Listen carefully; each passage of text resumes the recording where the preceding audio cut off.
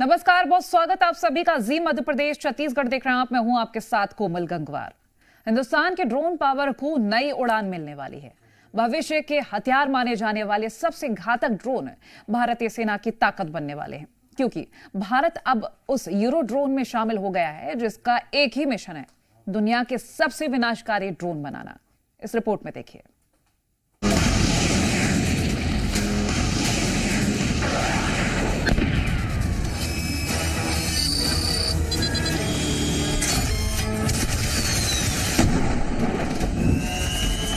Future warfare के ऐसे जंगबाज जो पलक झपकते ही दुश्मन का खेल खल्लास कर सकते हैं। आसमान के मोर्चे के ऐसे महारथी जो बारूदी बारिश करके चंद सेकंड में जंग का नक्शा बदल सकते हैं। ये विनाशक वेपन है अटैक ड्रोन, जिनकी ताकत का लोहा दुनिया रूस और यूक्रेन की जंग में देख चुकी है, जिनके दम पर यूक्रेनी सेना ने रूसी फौज के खेमे में खलबली मचा दी थी।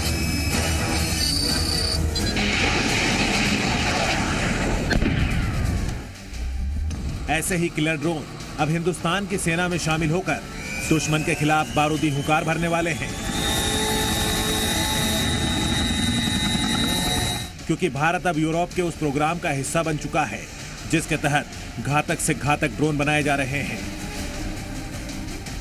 भारत यूरोप के मल्टीनेशनल यूरोड्रोन कार्यक्रम में शामिल हो गया है।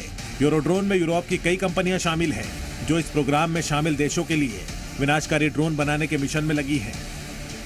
अब जाके ये जो हथियार मैन्युफैक्चर हो रहा है यूरोप में, यूरोप देशों के बीच में एक कोऑपरेटिव तरीके से, अब भारत भी उसमें शामिल है और जापान भी उसमें शामिल हो गया है।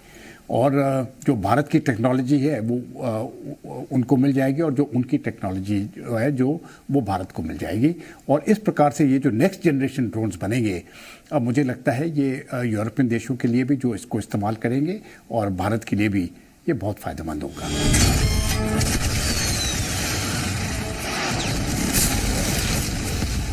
यूरोड्रोन प्रोग्राम में ऐसे ड्रोन बनाए जा रहे हैं जो हर मौसम में मोर्चा संभाल सकते हैं, 24 घंटे ऑपरेशन को अंजाम दे सकते हैं, जिन्हें सैटेलाइट से हजारों किलोमीटर की दूरी से आदेश दिया जा सकता है। ये दुश्मन पर हमले के लिए घातक हथियारों से भी लैस होंगे और काफी ऊंचाई पर जाकर मिशन को अंजाम दे सकते हैं। इसलिए भारत का यूरोड्रोन में शामिल होना एक गेम चेंजर कदम माना जा रहा है, क्योंकि इससे भारतीय वायुसेना को किलर ड्रोन की फौज बनाने में बड़ी मदद मिलने वाली है।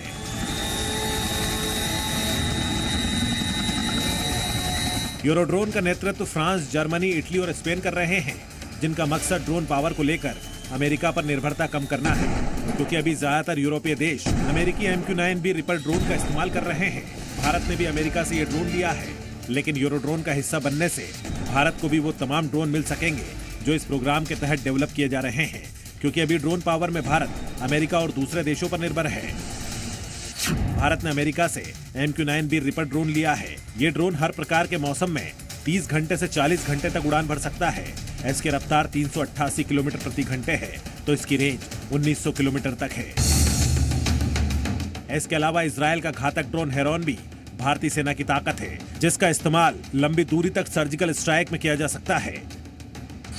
ये 30 घंटे तक उड़ान भर सकता है और 482 किलोमीटर प्रति घंटे की स्पीड से उड़ सकता है। इसकी रेंज 7400 किलोमीटर है। ये अपने साथ 2700 किलोग्राम वजनी हथियार लेकर उड़ान भर सकता है। इसे गाइडेड बम, हवा से जमीन पर हमला करने वाली मिसाइल से लैस किया जा सकता है।